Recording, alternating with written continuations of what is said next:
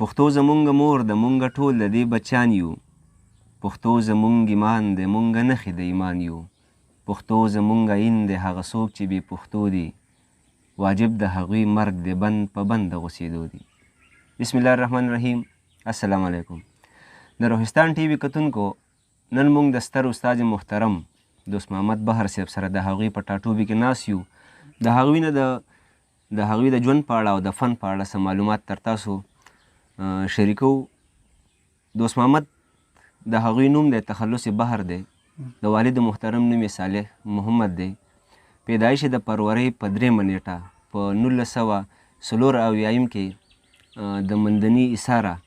نوي ودانه کې هغوی زیږېدلي دي او هم دا وخت د هغوی دلته میشته دي. تعلیم یې ګورنمنټ پرایمري سکول ګلشا کورونه، 10مې بدرګه های سکول، ډیکام کامرس کالج تانا، ایم ای پرایویټ پښتو پوهنتون پېښور نه کړې ده. ایم پیر د باچا خان پوهنتون نه کړی دی. پیشه استازي یعنی معلم په 1995 کې د هغوی دغه ابتدا شوې ده. ادبي ژوند د هغوی د بیان تر مخه چې ما ادبي ژوند د ماشومتوب نه یعنی د مور د غېږ نه ما ادبي ژوند شروع کړی دی. ابتدایي ملګري د هغه محمد طاهر دی او محمد اکرام دی. د هغه ملګري چې د هغه سره د ژوند په هر پړاو کې پاتې شوي دي ملکي امان دی، فضل محمود معاذ صاحب دی او نعیم مخلص صاحب. ابتدایي ټولنه چې هغوی پکې په لومړي ځل شریک شوي زلند پښتو ادبي ټولنه شیرګړ، هغه ټولنه چې دوی پکې په حیثیت ممبر پاتې شوي دي جندي پښتو ادبي جرګه، علي خان پښتو ادبي ټولنه. ادبي اثار چې کوم دي زه د ازر ګوتې پنکاره لرم په 1996 کې چاپ ته او دا شاعري مجموعه ده. مشال رسالې دوی 6 کاله ایډیټر یعنی بانی پاتې شوی دی. د دوی شاعري خو ډېره زیاته ده خو چې دوی ته کوم کتاب اوس ترتیب کړی دی او ناچاپه دی لالزار په نوم باندې دغه د چاپ په مراحلو کې پروت دی. ګرانو کتونکو، دا د دوست محمد بهر صاحب لنډه غونډه کې پیژنګلو وه. راځو د هغوی نه څه پوښتنې کوو. بهر صاحب په پروګرام کې ته ډېر هرکلی ویم. مننه، خوشحاله شي. ټولو کتونکو ته، ټولو مینوالو ته سلامونه او عزتونه. د ټولو مینوالو مننه، خو په خاص توګه باندې د روحستان ټي وي چې کوم ملګري دلته راغلي دي، شهاب خیام، آصف عیان صاحب او اجمل خوږمن، د هغوی ډېره مننه چې زه ستاسو سره مخامخ کړم او ستاسو د محفل هغه مینه یې ماته راوبخله. مننه، خوشحاله شي. ګرانو مینوالو، د دوست محمد بهر صاحب زما سره په لاس کې د هغوی یو تحقیقي مقاله ده. زه غواړم چې بهر صاحب په هغې باندې معمولي غونډه کې او لنډه غونډه کې پیژنګلو تاسو سره وکړي چې د دغې نوم دی 9/11 نه پس د خیبر پښتونخوا پښتو غزل کې د امن خواهش. نو بهر صاحب خپلو مینوال ته د دې په باره کې لنډه غونډه کې ډېره مننه. خیام درته ځکه یم، خیام صاحب درته ځکه نه یم چې شاګرد مې او ډېر راباندې ګران. نو دا دغه ما خو اصل کې زه خو بنیادي طور یو شاعر یم او د هغې سره ما نثر لیکلی دی په مشال رساله کې. په خاص توګه باندې ما د هغې اخري چې کوم پاڼې وي نو په هغې کې به مزاح لیکه، تکلونه مې پکې راغونډ کړي، هغه مې لیکلي دي او په هغې کې د ژوند ستونزې دي او بیا په هغه ما په طبقاتي لیول باندې لیکلي دي چې په هغې کې په اخره کې ما د پاسون خبره کړې ده او د طبقاتي پاسون خاص کر په دغه مې خبره کړې ده. خو د هغې سره سره بیا زه چې باچخه یونیورسټۍ ته زه لاړم د دې دغه په خاص کر زما مقصد هم ده ام فل ما د دې لپاره کوو چې زه څه تحقیقي کار وکړم، چونکې په دې لړ کې زما کار د نش برابر و. نو زه چې هلته لاړم ما ډېرې نورې مقالې مو لیکلې، په خاص توګه باندې د پښتو ژبې ډېر ښکلی شاعر دی ریاض تسنیم صاحب، د هغه په باره کې ما یو ښایسته مقاله ولیکله او تحقیق مې وکړ. د هغه په شاعرۍ کې ما جدیدیت، ریاض تسنیم او د هغه په شاعرۍ کې جدیدیت،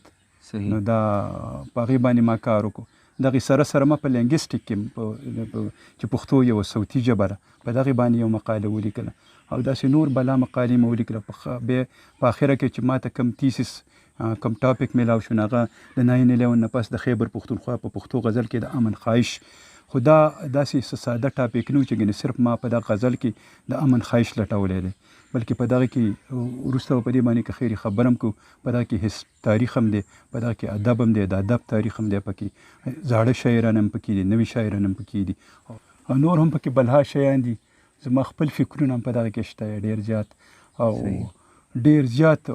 کتابونه دي په دغه کې شامل دي هم د شاعرۍ دي هم د تاریخ دي خاص کر تاریخ په حواله سره په دغه کې ډېر زیات کار شوی دی په طبقاتي کچم او په مذهبي کچم او د امن لفظ چې دی هغه ما مخکې ته راوړی او د تقریبا چې په دغه هر یو څیز کې ما امن لټولی دی بهر صاحب دا راته ووایي چې تاسو ته موږ په دې فخر کوو چې تاسو د شمالي اشنغر فخر یې استاد یې معلم یې ستاسو دلته ډېر زیات شاګردان پاتې شوي دي خو تاسو نن سبا که موږ وګورو نو د اشنغر ادب ته تاسو په کم نظر ګورئ د اشنغر ادب مخکې څنګه و اوس څنګه دی بدلون پکې څومره راغلی دی دغې باره کې تاسو خپلو مینوال ته خپله ډېر ښکلی سوال دی اشنغر شکان د زلفو د دلبرو اشنغر شکان د زلفو د دلبرو ځکه نشته په دا ملک دکان د مشکو اشنغر که موږ یو طرف ته وګورو دا یو سیاسي ټاټوبی هم دی یو سیاسي قبله ده او په ټوله پښتونخوا سیمه که لر دی او که بر دی د اشنغر ډېر زیات احترام کوي اشنغر ته ډېر زیات احترام لري او بیا که موږ په ادبي کچ وګورو نو په ادبي کچ هم اشنغر ته د سرخیلۍ هغه څیره او دستار په سر دی که موږ په زوړ ادب باندې نظر واچو د علي خان بابا نو موږ سره لکه د ستوري ځلیږي په اشنغر کې دغسې که موږ نوي ادب ته راشو جدید ادب ته راشو او جدید شعر و شاعرۍ ته راشو غني بابا دی اکرام الله ګران بابا دی محمد اعظم اعظم دی د اشرف مفتون دی او دلته به موږ بیا چې شمالي اشنغر ځان له یو ټاټوبی دی چې په هغه کې برق رحیم الله دی او داسې نور بلها نمونې دي دلته چې هغه اوس زما په فکر کې نه راځي چې هغه زه بیان کړم نو ډېر د اشنغر په پښتو ادب کې ډېر غټ خدمات دي او د پښتو ادب نه چرته هم موږ اشنغر نشو ایستی یعنې د پښتو ادب به ډېر نیمګړی پاتې شي په پښتو ادب کې تاسو د کوم شاعر نه تاسو متاثر یې په کلاسیکي دوره کې اوسني دغه کې دا ډېر مهم سوال دی او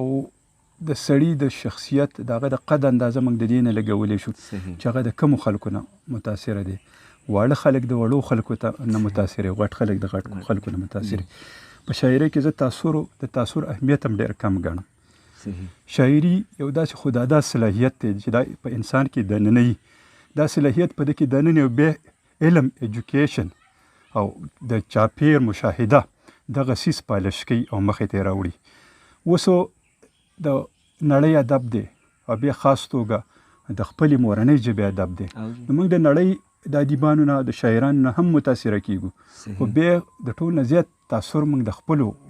مشرانو د خپلو سرخیلانو د خپلو بزرګانو نه اخلو نو زه په خپل ځاني باندې د خوشحال بابا نه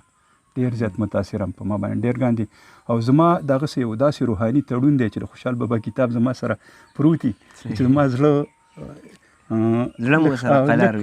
مې قلاري چې چېرته خفه شم نو د خوشحال بابا دیوان راوالم د خوشحال بابا دیوان وګورم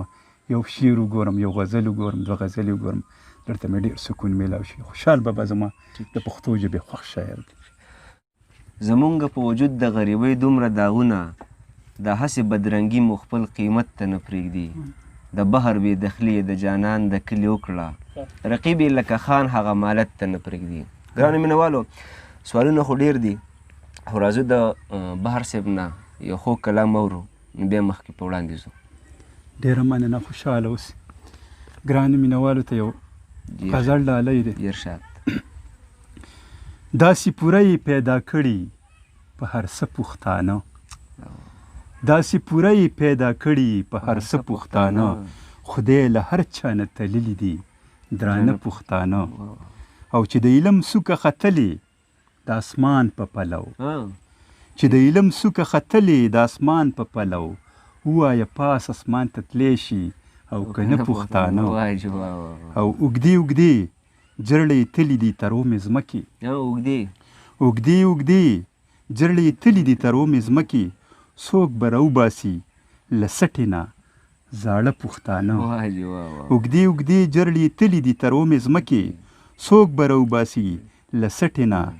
زاړه پښتانه واجب او د دې دوران د مغولوالو سترګې برندې ښکاري د دې دوران د مغولوالو سترګې برندې ښکاري وخت را یو کړه ورته بیا خواره واره پښتانه د دې دوران د مغولوالو سترګې برندې ښکاري وخت را یو کړه ورته بیا خواره واره پښتانه او کله ډولۍ په اوږو کله جنازه په ولي کله ډولۍ په اوږو کله جنازه په ولي خیبره ستا په لار به ښکته برتله پښتانه او خوشحاله چرته یې پښتو درنه لیوان ماتوي خوشحاله چرته یې پښتو درنه لیوان ماتوي راشه راویښ دې کړه د خوبه نه وده پښتانه او په خوږ جنت کې د خوږو خوږو ولو په غاړه په خوږ جنت کې د خوږو خوږو ولو په غاړه بهره په زړه به مې وریږي دا تراخه پښتانه بهره په زړه به مې وریږي دا تراخه پښتانه ډېره مننه ګرانو مینوالو راځو یو پوښتنې له ښودونکی د ژوندون په هره لار دی کتاب د وړاندې تګ دپاره ډېر پکار دی کتاب لفظونه یې ګلونه دي ګلونه یې لفظونه معیار د ژوندانه ټاکي معیار دی کتاب بهر چې خپلو مینوالو ته د کتاب په باره کې چې نن سبا دا کم یو ټرنسلیټ جوړ شوی دی چې کتاب چاپ کول دی او مارکیټ ته رایستل دی په هغې کتاب کې دننه سویم نه دغې په باره کې تاسو خپلو مینوالو ته تاسو رایې څه ده تاسو پرې تبصره څه کوئ بالکل دا ډېر مهم سوال دی او دلته موږ که په پښتو ژبه کې وګورو نو زیاتره موږ ته داسې کتابونه را روان دي په ادبي مد کې په ادبي میدان کې چې د هغه کتابونو اړو څه مقصد نه جوړېږي او زمونږ دلته چې کوم شاعران دي هغوی چې لږ زلمي شي مطالعې کمه وي او په شاعري باندې دومره پوه هم نه خو چونکې دا شاعري چې ده دا یو داسې میډیم دی چې د دې په ذریعه باندې سړی ډېر په اسانه مشهورېږي نو هغوی دغه څیز مخې ته کیدي دغه ګټې مخې ته کیدي او زر تر زر خپل کتاب شایع کړي حالانکه کتاب ته ډېر صبر کول پکار دي د کتاب میوه اله خوړل پکار دي چې کله دا خوراک ته جوړه شي کله شاعر موږ وایو چې دا ژوند مسلسل د یو ارتقایي عمل نه تېرېږي د نن انسان به نن یو شان یو سبا به بل شان دغسې شاعري ورو ورو پخېږي څومره چې د شاعر عمر پخېږي داسې د هغه شاعري هم پخېږي نو په لومبي عمر کې چرته هم دغه تجربه نه دي کول پکار بلکې شاعر له پکار دي چې خپل دغه کار ته دغه تخلیقي کار ته ډېر صبر وکړي او د هغې نه پس خپل کتاب مخې ته راوړي د دغې په مد کې د دغې په بابت موږ د استادانو شاعرانو مثالونه پیش کولی شو د ګران باچا مثال موږ پیش کولی شو یا د اندیش شمس القمر مثال موږ پیش کولی شو چې د عمر په اخر حصو کې هغوی خپل کتابونه مخې ته راوړي هغوی ډېر لوی شاعرانو او د هغوی کتابونه نه مو هغوی مشهور شوي شافعي هم موږ خپلو نسل ډسکرج کول نه غواړو د هغوی حوصلې ماتول نه غواړو زموږ په دې ماشومانو کې په دې ځوانانو شازلمو کې هم داسې شاعران شته چې ډېره ښکلې شاعري کوي واقعي چې د هغوی د شاعري مخې ته راشي خو بعضې خلک پکې داسې دی چې هغوی 18 کتابه هم ولیکل خو که ټول کتابونه موږ ولټو نو په هغه کې چېرته د لوست یو شعر هم نه میلاویږي په سر مو داسې جوخت د سرمایې قصاب ولاړ دی د نوي نسل فکر مو الوت ته نه پرېږدي بهر صاحب د دې پښتنو په باره کې لږ شانتې خپلو مینوالو سره خبرې اترې وکړئ چې پښتانه ټول عمر داسې ولې یو قسم زه به ورته داسې لږ شانتې دروند لفظ استعمال کړم چې ذلیله راتېرېږي د دې په هر دور کې نه دې وجوهات څه دي سر زمونږ د ټول نه غټ علمي خو دا چې موږ پښتانه چې دي دا په واس کومې باندې موږ دا خبرې کوو ځکه چې دا یو ساینسي خبره ساینسي دریځ دی چې پښتانه زیاتره بې علمه پاتې شوي دي او هغه خاص کر په دې وجه باندې چې په موږ باندې یو جنګ مسلط شوی دی چونکې دا یو داسې ټاټوبي کې موږ ژوند کوو چې ټول عمر بیروني یرغلګر راغلي دلته حمله کوونکي راغلي په موږ یې حملې کړي دي زمونږ کورونه لوټ کړي زمونږ وسایل یې لوټ کړي دي او د دې ځینې ټول خواږه وړي دي او دا خلکو په موږ باندې جنګ مسلط کړی دی دا خلکو موږ ودې ته نه یې پرېښي موږ زیات مخکې نو زموږ د دغې نه مخکې هم زه خبرې کول غواړم چې دلته دارا راغلی دلته سکندر راغلی دلته مغول راغلي دغه ټولو خلکو موږ لوټلي دي دوی داسې لوټلي یو کم ښکلی چې راغلی دی داسې لوټلي یو کم ښکلی چې راغلی دی وخت د زمانې د ننګرهار جلال آباد کړمه. نو دلته چې څوک هم راغلي دي پښتانه یې لوټلي دي، د پښتون وطن وسایل یې لوټلي دي. او بیا 40 کاله مخکې په موږ داسې یو جنګ راتپل شوی دی چې په هغې کې پښتنو علمي طور، معاشي طور او په د ژوند په نورو اړخونو باندې اړ وده نه ده کړې. او خاص کر په علمي طور خو یې ځکه وده نه ده کړې چې دلته د مخکې نه کمې فاکولتې، کم کالجونه، کم پوهنتونونه هغه په دغه جګړه کې وران شو.